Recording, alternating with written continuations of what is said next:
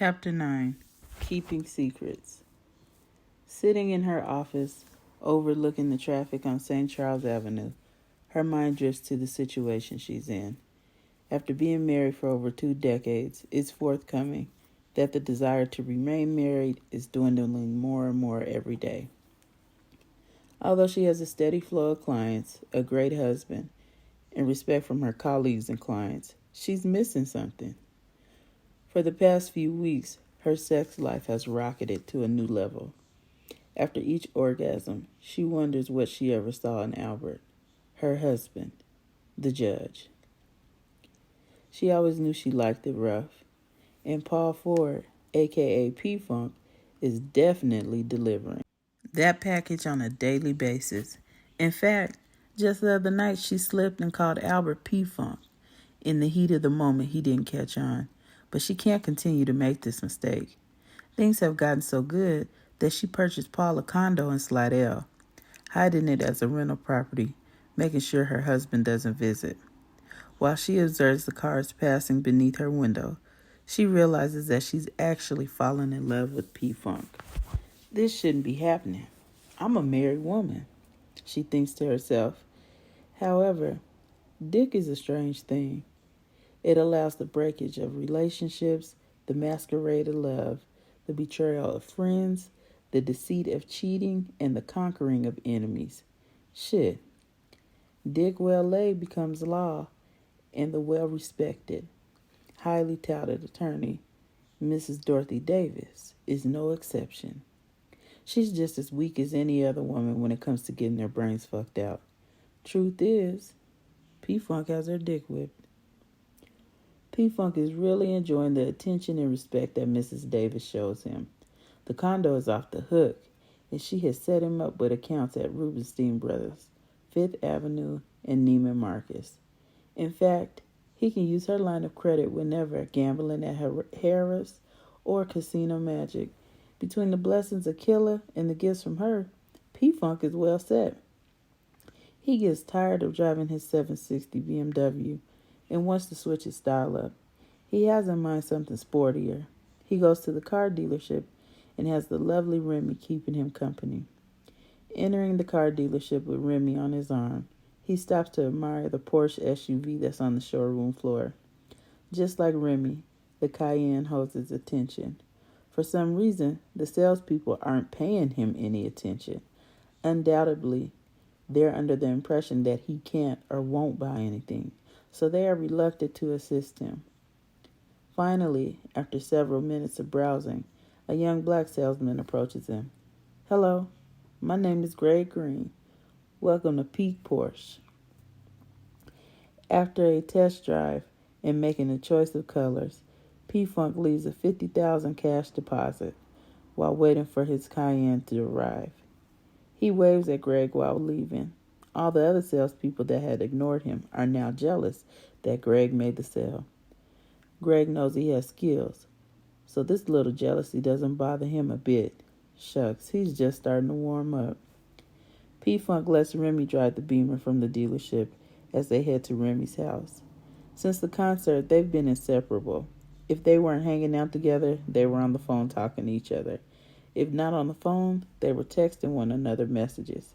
P-Funk constantly sent flowers, cards, and candy to Rubenstein's for her.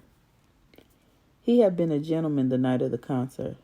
Although they spent the night together, he kept his hormones in check. Remy gives him a ride home and then heads off to work. P-Funk told her to use the Beamer for the week. His idea of letting everyone know that she was his main chick. The following week, he's without a car, and Mrs. Davis has her daughter, Linda, help her transfer P-Funk to and from whenever, wherever.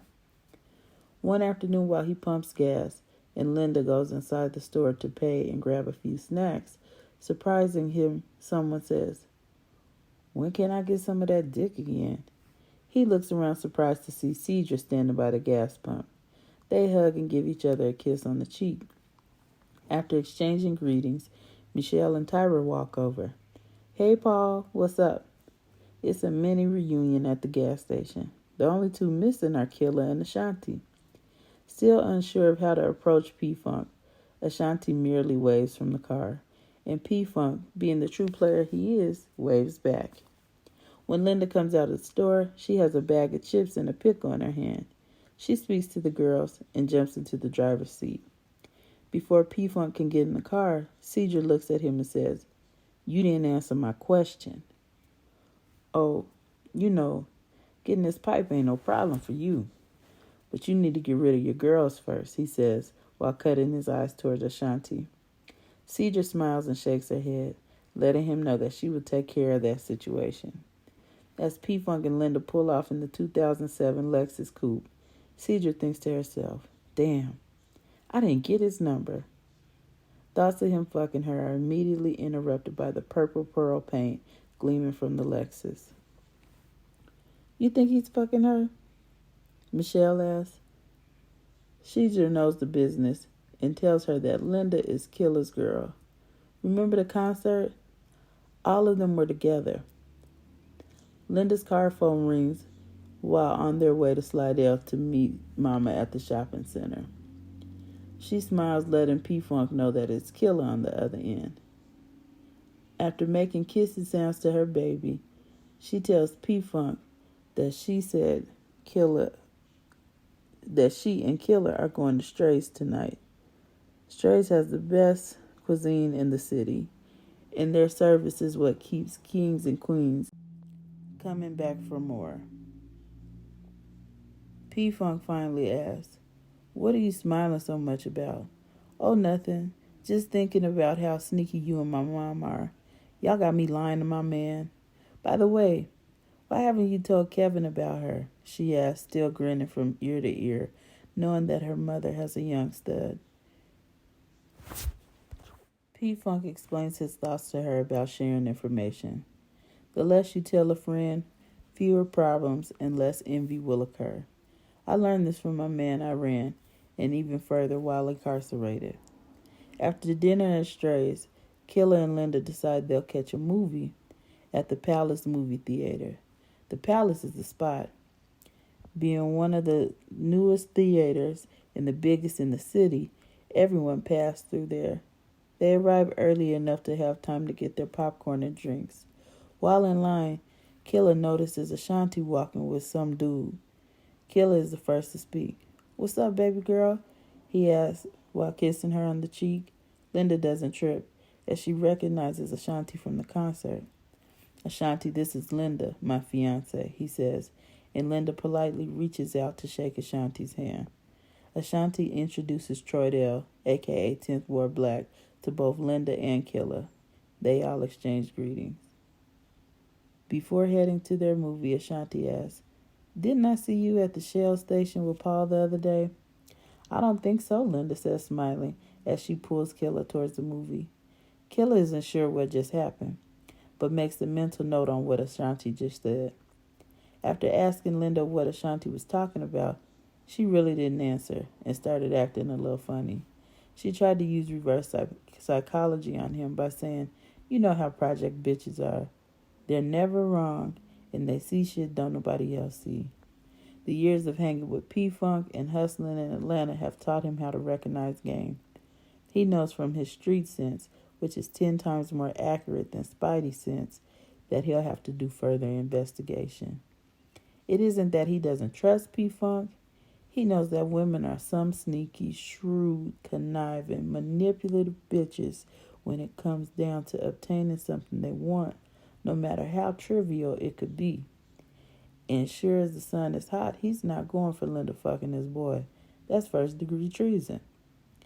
During the movie, they both have thoughts of deception brewing in their heads. They end up not watching the movie at all. Instead, they both wonder what the other is thinking.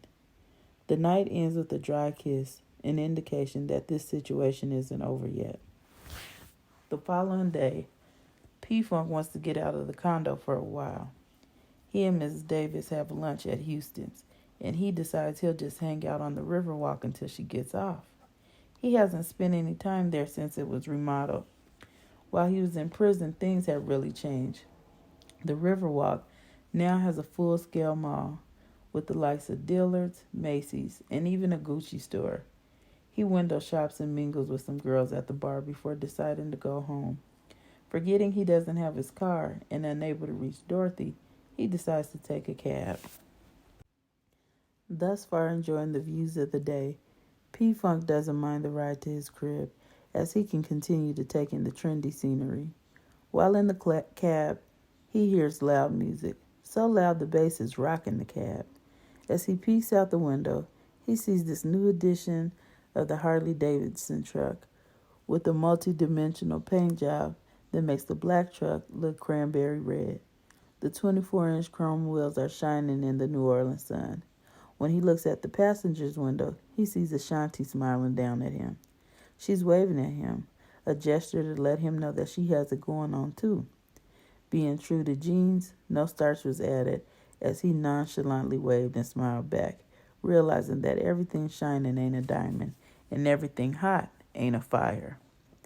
During the ride to the cutoff, his mind drifts back to Ashanti. He wondered if he still has feelings for her.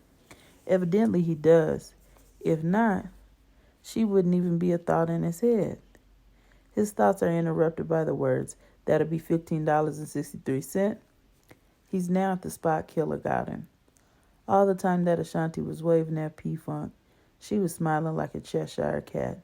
This bothered Troydell, and it showed in his next few words. "I see that youngster still got you all gushy. It's a shame he's doing so bad that he's got to catch a cab. The next time you see him, tell him I would gladly let him borrow one of my rides," he says sarcastically. For only one reason this pisses her off. She still has feelings for P-Funk. Although she's riding with 10th Ward Black, she knows in the back of her mind that it won't last. The whining and dining was cool, but her real nigga is back, and just like her stomach feels cramps, her heart feels the presence of her true love. Trying to conjure up a scheme to win back P-Funk, the rest of their ride is in silence. Ashanti's visualizing her and P-Funk screwing like porno stars in that Greyhound's bathroom some 5 years ago. As P-Funk exits the cab, he's glad he made the decision to take a cab. The scenery was relaxing. He thinks to himself, I need to do this shit more often. This will keep me grounded. Killer is chilling at the corner store when the cab drops P-Funk off.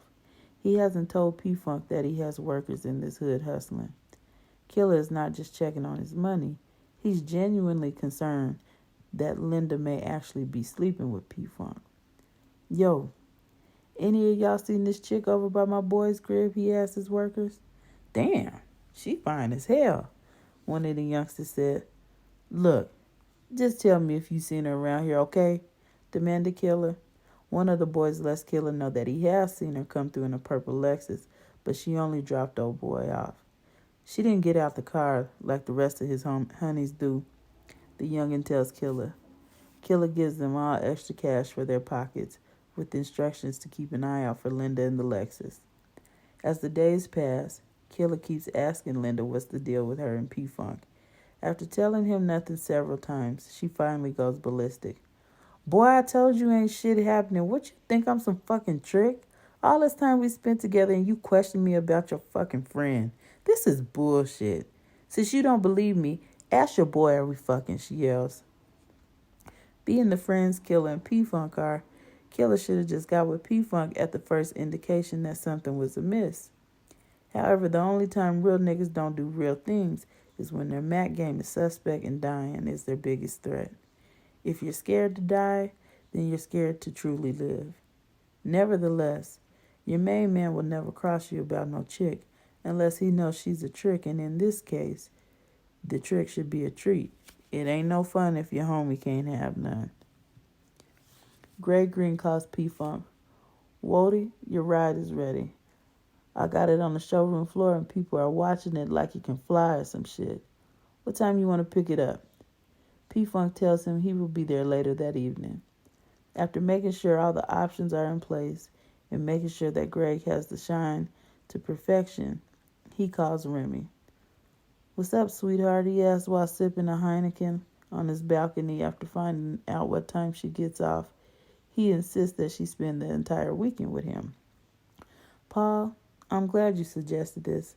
I've been dreaming about you the past few days, and this only makes me want to be yours even more, she says in a seductive voice that makes him instantly horny. After they agree that she'll meet him at his crib after work, he hangs up. Hailing a cab, P-Funk jumps in and tells the driver to take him to the car dealership. While on the way to the dealership, his phone rings. I'm tired of being in the middle of this shit with you and my mother. Kevin keeps asking me what's up. I'm sick of this shit, Linda says in an unmistakable fit. P-Funk hears the tone in her voice and tells her that he'll handle it. Paul, you can't say anything. Then he'll know that I spoke to you about this, she says. All right, just be cool. I got my ride.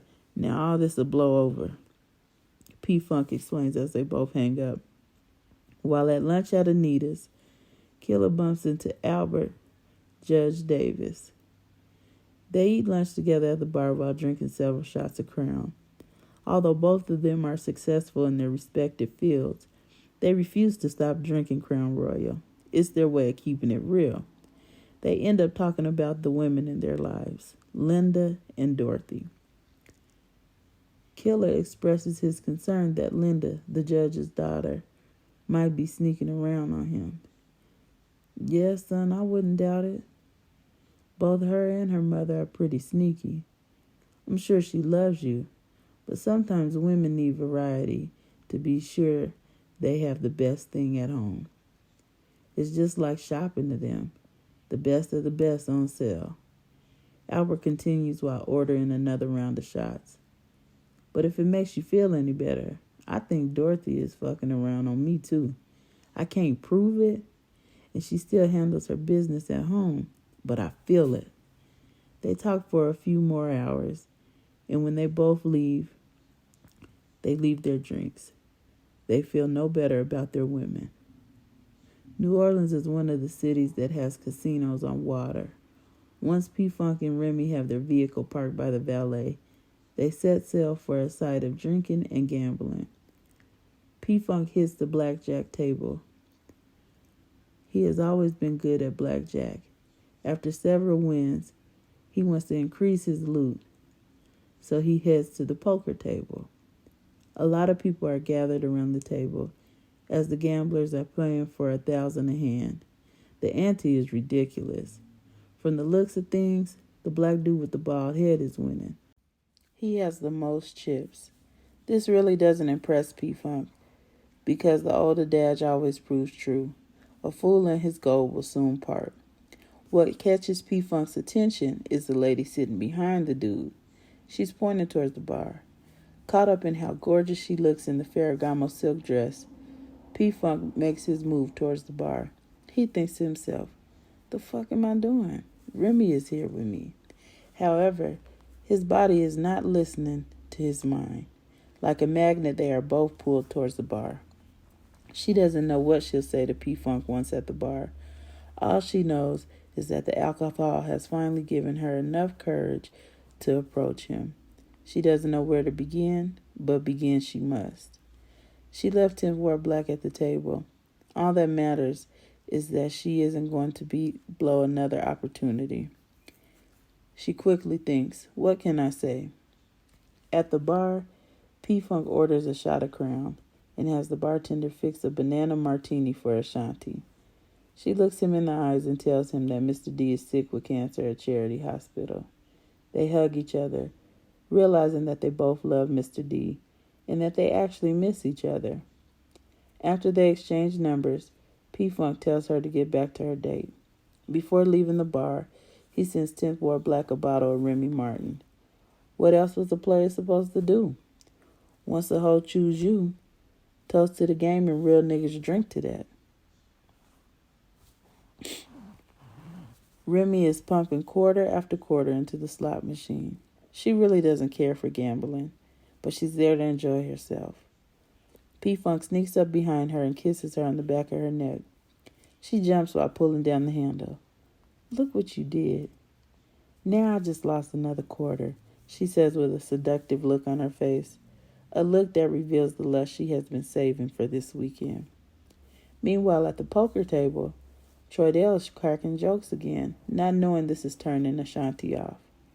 I didn't know the cab rider could afford a drink, much less a bottle of Remy. Maybe he saves the money that he should be using for a car payment. Why don't you see if he needs a ride home? That's the least I can do to thank him for the bottle, he smart-mouthed to Ashanti. After a few more hours, the riverboat returned to shore. Everyone who has their cars parked by the valet service stands in one line. The others just retrieved their cars from the parking lot. Ashanti and Troydale are two customers behind P-Funk and Remy. Troydale again whispers, "Your boy is probably bumming a ride from his girl." Before she can respond to what he said, everyone is sweating the Porsche Cayenne SUV. Troydale is not only jealous, but irate as he hears the valet say, "We value your contributions, Mr. Ford. Please know that your VIP parking permit is valid. Do you still need one for the BMW as well?" P-Funk knows it's his turn to shine. "No thanks. Give the extra permit to Pops back there with my baby sis. Just make sure that the paint from the Harley Tonka toy doesn't ruin this $80,000 vehicle." "Will do, Mr. Ford. Have a pleasant evening." "I expect nothing less." He winks at Ashanti and Troydale before driving off. For the next 3 days, P-Funk fucks Remy in every position imaginable. If she was the actual wine, she'd be spilled all over this house. Throughout the weekend, he ignores all calls from Mrs. Davis and some unrecognizable number. He's not letting anything mess with his time enjoying Remy. He thinks to himself, "Damn, this is some good pussy. It feels like she got a suction cup in them panties. What is a man supposed to do? I got Mrs. Davis on my tip, Ashanti still in love, but nothing more exciting than this woman in my bed. Remy Red, and it tastes as good as the name." He reaches over and kisses her again. "Good morning, baby." Later that morning, after Remy leaves, P-Funk heads to see Mr. D. It seems like Mr. D is happy to see him. They sit and talk for a few minutes when Mr. D finally says, "Young blood, you know that girl still loves you, and I understand you gotta do what you gotta do.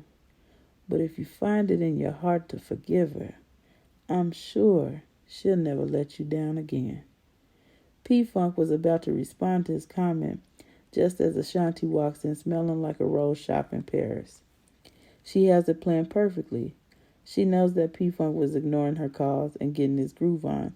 She also knew that he'd be there for Mr. D. Not only do real niggas make hood holidays, they make sick calls too. She walks in casually, like she hasn't planned the trip.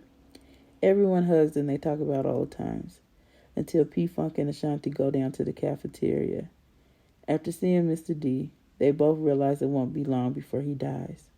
While grabbing lunch, P-Funk compliments Ashanti on her hair. "Your hair looks really tight. Do you still go to the same salon?" he asks. "No, boy, that place closed down. We get our hair done at however, whenever," she explains while twirling one of her curls with her finger. P-Funk is not only a player, but a businessman. And knowing that things are slowing down, he sees an investment and does a quick mental calculation of how he can make some extra loot. "Who owns that building where you used to go?" he asks. She explains that Mrs. Johnson, a longtime friend of Mariana's, owns the building. Ashanti's heart drops to her panties when P-Funk says, "Give her my number and have her call me ASAP. I want to buy the building." The mention of money is climatic to a chick, especially when you're talking about thousands of dollars. And lo and behold, Ashanti's staying true to her game when she starts to ask 1,000 questions in an effort to estimate P-Funk's street worth in numbers. The thing about this is, the streets raised P-Funk, and he holds true to his teaching. Never let the right hand know what your left hand is doing. He tells Ashanti a whole lot of nothing. He's glad when his cell phone rings. "Yo, dog, what's good?" Killer hollers on the other end. They chat for a few, and P-Funk tells him he'll be right over. After hanging up with Killer, he tells Ashanti to call him if anything changes with Mr. D, and not to forget to have Mrs. Johnson call. When he arrives at Killer's, the atmosphere is filled with so much tension. If a mouse would have farted, they would have been fighting. On the drive over, he figures Killer is going to confront him about Linda. However, he still can't hide the fact that he's insulted when Killer says, "Man, you've been my people since we were young. Is it true?" "What's up, kid? Where you going with this?" P-Funk states, getting straight to the point. Killer tells him that he heard that he's sleeping with Linda. P-Funk decides he'll continue to play like he's in shock as he gets up and walks towards the balcony. He drains his drink and throws the glass out onto the golf course. He turns to Killer and says, "Son, I'll never disrespect you or cross you for nothing. Since I've been your friend, you've shown me nothing less than true love. I would not jeopardize our friendship over a chick, especially one you plan to marry. Fuck no. I haven't slept with Linda, nor do I plan to." All the while thinking, she's better than them rugrats that nigga's used to. I wouldn't mind touring her map. Killer sees the pain in P-Funk's face, and he gets up and hugs his friend, his brother, his mentor, thinking, now this clown think I'm a fool. Who wouldn't want to fuck this badass dime? Now that he has the answer he was looking for, he feels really stupid for even asking his boy some shit like that, and they finish the bottle of Alizé. It gets greater later.